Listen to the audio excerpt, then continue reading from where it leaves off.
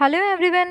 आज हम कक्षा 5 के पर्यावरण अध्ययन विषय के पार्ट 1 कैसे पहचाना चींटी ने दोस्तों के बारे में पढ़ेंगे। तो बच्चों, आज हम पर्यावरण अध्ययन में क्या पढ़ने वाले हैं? हमारा पाठ संख्या 1 कैसे पहचाना चींटी ने दोस्त को। तो चलिए हम अपने पहले प्रश्न की तरफ चलते हैं बच्चों।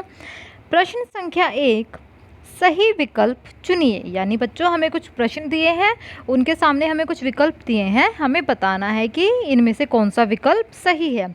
हमारा पहला प्रश्न है, इनमें से कौन सा जानवर घोंसला नहीं बनाता?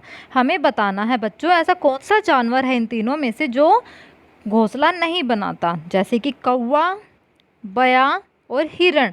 तो बच्चों, कौवा भी घोंसला बनाता है, बयार भी घोंसला बनाता है, लेकिन हिरण क्या है, वो घोंसला नहीं बनाता। इसलिए हमारा सही उत्तर क्या होगा? हिरण घोंसला नहीं बनाता। तो हमारा उत्तर हुआ हिरण। अगला हमारा प्रश्न है, इनमें से कौन सा जीव मनुष्य जैसी बोली में बोल सकता है? यानी कि यहाँ पे कुछ जीवों के नाम दिए हैं, जैसे कि घोड़ा, तोता, नीलगाय। हमें बताना है कि निम्नलिखित में से कौन सा जीव ऐसा है जो मनुष्यों की तरह बोल सकता है, मनुष्यों की यानी इंसानों की बोली बोल सकता है। तो जो हमारा उत्तर क्या होगा? तोता। तोता क्या है? मनुष्यों की बोली में बोल सकता है, यानी कि हमारा उत्तर हुआ तोता। तोता मनुष्य जैसी बोली में बोल सकता है। अब हम चलते हैं बच्चों अपने प्रश्न संख्या 3 की तरफ। इनमें से कौन सा जानवर पेड़ों पर झूल झूल कर चलता है? यानी कि तोता, बाघ, बंदर में से हमें ये बताना है कि कौन सा जानवर ऐसा है जो पेड़ों पर झूलता हुआ चलता है, लटकता हुआ चलता है। तो हमारा उत्तर क्या होगा? बंदर। बंदर क्या है बच्चों? एक पेड़ से दूसरे पेड़ पर झूलता हुआ चलता है। तो हमारा उत्तर हो गया बंदर। बंदर जो है पेड़ों पर झूल झूल कर चलता है। तो ये हो गया बच्चों हमारा प्रश्न संख्या 1। अब हम चलते हैं अपने दूसरे प्रश्न की तरफ। निम्नलिखित में से जिन जानवरों के कान बाहर दिखाई देते हैं उनके नाम पर गोला लगाइए, तथा जिनके कान नहीं दिखाई देते उनके नाम के नीचे रेखा खींचिए। तो बच्चों, हमें क्या करना है? जिन जानवरों के कान दिखाई देते हैं बाहर की तरफ उनके ऊपर गोला लगाना है, और जिन जानवरों के कान बाहर नहीं दिखाई देते उनके नाम के नीचे लाइन खींचनी है। जैसे कि हमें दिया है हाथी। तो बच्चों, हाथी क्या है? हाथी के कान होते हैं। हाथी के कितने बड़े बड़े ऐसे कान होते हैं ना, बीच में सूंड होती है। तो हाथी के कान बाहर दिखाई देते हैं, इसलिए हाथी के ऊपर हमने गोला लगा दिया। अब है चिड़िया। तो बच्चों, चिड़िया के जो है वो कान नहीं होते हैं। चिड़िया कैसी होती है? एकदम बिल्कुल ऐसे उसके पंख होते हैं, ठीक है, लेकिन उसके कान दिखाई नहीं देते। तो चिड़िया के कान नहीं होते, इसीलिए चिड़िया के नाम के नीचे हमने इस तरह से लाइन लगा दी, एक रेखा खींच दी। कबूतर। बच्चों, कबूतर पक्षी के भी कान नहीं दिखाई देते बाहर, इसलिए उसके भी हमने नीचे इस तरह रेखा खींची। खरगोश। खरगोश के बच्चों कान होते हैं कुछ ऐसे, तो खरगोश के कान होते हैं बाहर की तरफ, हमें दिखाई देते हैं खरगोश के कान, तो हमने खरगोश के नाम पे गोला लगा दिया। छिपकली के कान हमें दिखाई नहीं देते, इसलिए हमने इसके नीचे रेखा लगा दी। ऐसे ही मछली के भी कान बाहर दिखाई नहीं देते, इसलिए हमने इसके नीचे भी रेखा लगा दी। भैंस। बच्चों, भैंस के कान होते हैं, इसलिए भैंस के जो कान है वो बाहर की तरफ होते हैं, हमें दिखाई देते हैं, हम देख सकते हैं भैंस के कान, इसलिए हमने इसके ऊपर गोला लगाया। चींटी के कान बाहर दिखाई नहीं देते, इसलिए हमने रेखा खींची है। मोर के भी कान हमें दिखाई नहीं देते, इसलिए हमने इसके नीचे भी रेखा खींची। सांप के कान भी बाहर दिखाई नहीं देते, इसलिए हमने इसके नीचे भी रेखा खींच दी। और मगरमच्छ के कान भी बाहर दिखाई नहीं देते, इसलिए हमने यहाँ पे भी रेखा खींची। और लास्ट में है बंदर। तो बच्चों, बंदर के कान दिखाई देते हैं बाहर की तरफ, इसलिए हमने इसके ऊपर गोला लगा दिया। तो बच्चों, ऐसे कौन से जानवर हैं जिनके कान बाहर दिखाई देते हैं? वो हैं हाथी, खरगोश, भैंस और बंदर। और जिनके कान बाहर नहीं दिखाई देते वो हैं चिड़िया, कबूतर, छिपकली, मछली, चींटी, मोर, सांप और मगरमच्छ। तो ये हो गया बच्चों हमारा प्रश्न संख्या 2। अब हम चलते हैं अपने प्रश्न संख्या 3 की तरफ। निम्न विलुप्त जीवों के नाम उनके सामने के रिक्त स्थान में लिखिए अथवा अपनी कॉपी में लिखिए। यानी कि हमें यहाँ पे बच्चों कुछ जीवों के जो विलुप्त जीव होते हैं, जो जीव अब गायब हो चुके हैं, जो अब दिखाई नहीं देते, उसे विलुप्त कहा जाता है। तो ऐसे कुछ विलुप्त जीवों के हमें चित्र दिखाई देंगे, हमें उनके नाम बताने हैं कि वो कौन से जीव हैं। आप सभी बच्चे इसको अपनी कॉपी में लिख सकते हैं। जैसे ये जो चित्र है बच्चों, ये एक विलुप्त जीव का चित्र है जिसके इतने बड़े बड़े इस तरह से ये दांत या सींग दिखाई दे रहे हैं, ये दांत हैं इसके। ठीक है, तो ये जो जीव है इसका नाम क्या है? मैमथ। ये क्या है? एक मैमथ है जो अब दिखाई नहीं देता, ये विलुप्त हो चुका है। तो ये किसका चित्र है बच्चों? इस चित्र को ध्यान से देखिए। इस जीव का नाम क्या है? मैमथ। अगला चित्र है, ये एक पक्षी है बच्चों। इस पक्षी के चित्र को आप ध्यान से देखिए। इस पक्षी का नाम है डोडो पक्षी। क्या नाम है? डो पक्षी। और ये पक्षी भी अब विलुप्त हो चुका है, यानी अब ये भी कहीं दिखाई नहीं देता। तो ये क्या है? एक डोडो पक्षी है। ठीक है, अगला हमारा चित्र है, ये क्या है? एक डायनासोर का चित्र है। और जो डायनासोर है बच्चों, अब ये भी विलुप्त हो चुके हैं, ये भी दिखाई नहीं देते। तो ये क्या है? एक डायनासोर का चित्र है। तो इसको भी आप इसके चित्र के सामने इसका नाम लिखेंगे। ये क्या है? डायनासोर। ये है एक डोडो पक्षी और ये है एक मैमथ। ठीक है, तो बच्चों ये हो गया हमारा प्रश्न संख्या 3। अब हम चलते हैं बच्चों अपने प्रश्न संख्या 4 की तरफ। निम्न चित्र को ध्यानपूर्वक देखिए और चित्र से संबंधित कोई कहानी, कोई पंक्ति या कुछ भी आप कविता लिख सकते हैं। तो बच्चों आप सभी को इस चित्र को ध्यान से देखिए, ये चित्र, और आपको क्या करना है? इस चित्र से संबंधित कोई भी कहानी जो आपके मन में आती है, इससे संबंधित कोई कविता अगर आप लिखना चाहते हैं, कुछ पंक्तियाँ, कुछ लाइनें आप लिखना चाहते हैं, तो आपको ये लिखनी है। चाहे फिर आप पंक्ति लिखें, कविता लिखें या कोई कहानी भी बनाकर लिख सकते हैं। तो सभी बच्चों को ये करना है। जैसे इस चित्र में क्या दिखाई दे रहा है? एक कुत्ता है और साथ में क्या है? एक व्यक्ति दिखाई दे रहा है जो कितने प्यार से आराम से लेटे हुए हैं पार्क में। तो ये क्या है बच्चों? एक कुत्ते का और एक व्यक्ति का चित्र है। जो इसमें क्या दिखाया जा रहा है कि व्यक्ति, मनुष्य की जानवर यानी कुत्ते से दोस्ती दिखाई दे रही है, कि जो कुत्ते हैं वो व्यक्ति के सबसे वफादार जानवर होते हैं।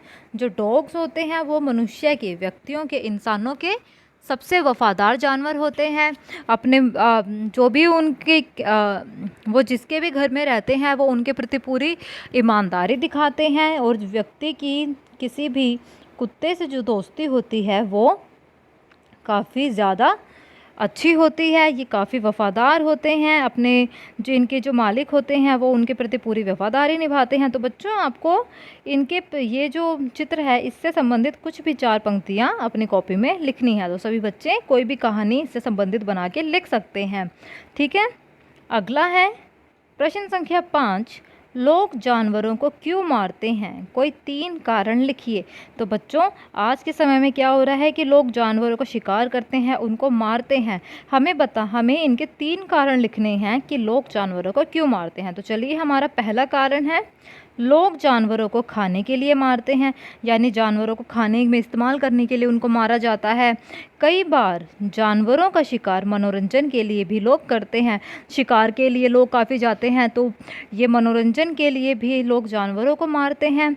कुछ लोग जानवरों को इसलिए मारते हैं कि वो के शरीर के कुछ अंग या खाल इत्यादि बेचकर गलत तरीके से पैसे कमा सके। यानी कि कुछ लोग जानवरों को क्यों मारते हैं? ताकि वो उनके जानवरों की खाल या उनके जो अलग अलग अंग होते हैं, जैसे हाथी के दांतों की काफ़ी ज़्यादा बेचा जाता है, काफ़ी महंगे रुपयों में उसको बेचा जाता है। तो हाथी का शिकार काफ़ी किया जाता है। ऐसे ही चीता की, शेर की खालों का काफ़ी ज़्यादा उपयोग करा जाता है। इसलिए ये सब क्या है? पैसे कमाने के लिए लोग इन सब जानवरों को मारते हैं ताकि वो इनकी खाल, उनके दांत प्राप्त कर सकें और उन्हें महंगे पैसों में बेच सकें। लेकिन बच्चों इस तरह से जानवरों को मारना और उनके जो अंग हैं जैसे कि उनके दांत है, उनके जो चमड़ी या उनके जो स्किन है, उनको बेचना गैर कानूनी है। यह एक गलत बात है और यह किसी को भी नहीं करना चाहिए।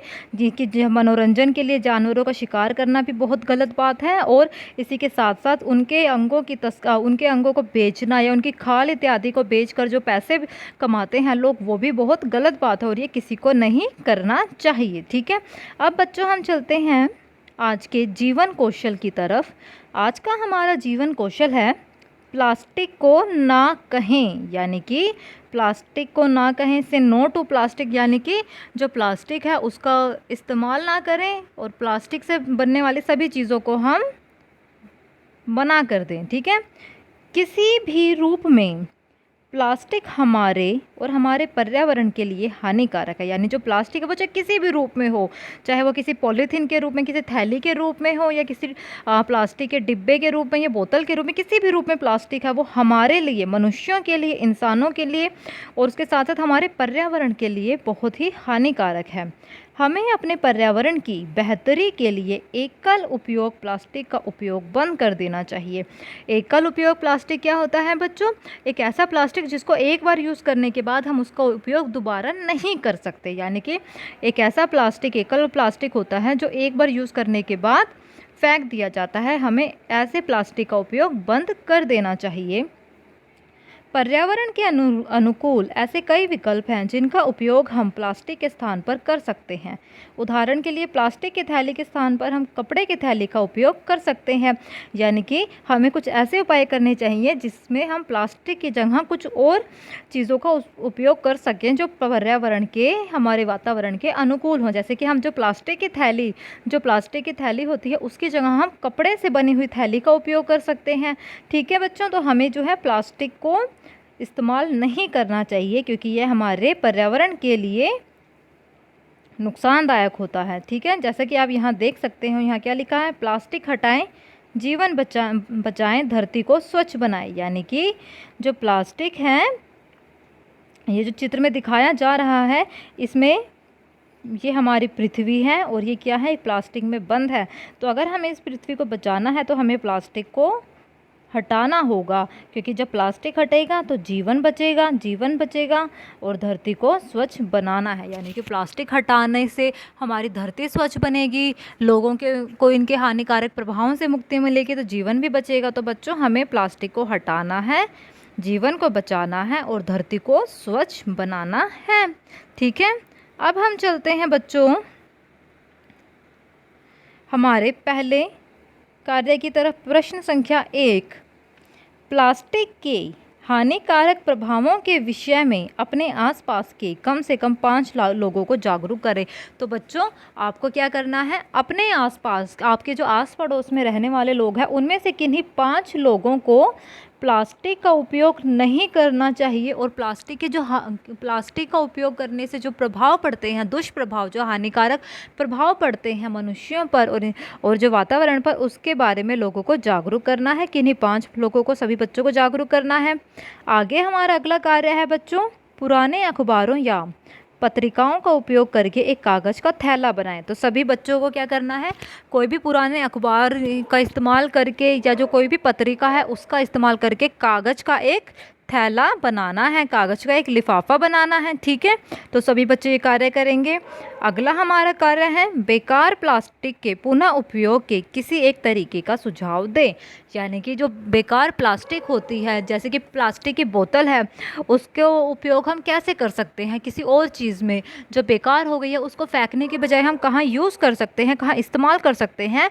ऐसे ही किसी एक चीज़ का आपको सुझाव देना है कि हम बेकार प्लास्टिक का उपयोग किसी दूसरे रूप में कहाँ कर सकते हैं। जैसे कि बेकार प्लास्टिक की बोतल से पौधे का गमला बनाना। यानी कि हम क्या कर सकते हैं, जो प्लास्टिक की बोतल है उनसे हम गमले बना सकते हैं। जैसे कि ये प्लास्टिक है, ये प्लास्टिक की बोतल है, इसको हमने क्या किया, इसको हमने एक रंग कर दिया और इसमें हमने पौधे लगा लिए। तो हम कैसे यूज़ कर सकते हैं इसको? हम पौधे उगाने में कर सकते हैं गमले के रूप में। और हम क्या यूज़ कर सकते हैं प्लास्टिक का, हम कैसे इस्तेमाल कर सकते हैं बेकार प्लास्टिक का? बच्चों, आपको इसके प्रति सुझाव देना है। ठीक है, अब हम पढ़ते हैं बच्चों आज के त्यौहार की तरफ। त्यौहार अंबेडकर जयंती।